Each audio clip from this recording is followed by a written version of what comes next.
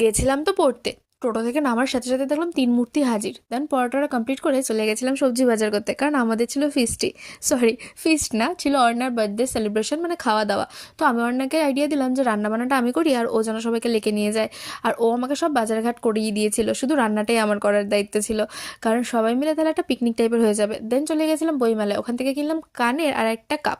তারপরে চলে এসেছিলাম এটা আমার ফ্রেন্ড দেবাঞ্জলি, ওর স্টলে। বইমেলায় 22 নম্বর স্টলটাই ওর। ও হচ্ছে হ্যান্ডমেড জুয়েলারি স্টল দিয়েছে। দেন আমরা চলে এসেছিলাম পেট পুজো করতে। আমি আর অর্ণা নিয়েছিলাম এখানে পাও ভাজি, আর অপূর্ব আমার পকেটের টাকা ধ্বংস করে খেয়েছিল এই গোল গোল আলু ভাজা, যেটাকে বলে স্পাইরাল পটেটো। তো যাই হোক, তারপরে খাওয়া দাওয়া করে আমরা আবার মেলা ঘুরতে শুরু করলাম। তো ঘুরতে ঘুরতে অর্ণার খেতে ইচ্ছে করছিল ভাপা পিঠে। দেন চলে গেলাম।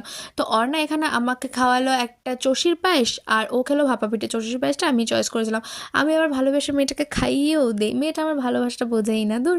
যাই হোক, দেন আমরা ঘুরে ফিরে টাটা বাই বাই করে চলে এলাম বাড়িতে। ভিডিওটা কেমন লাগলো জানিও।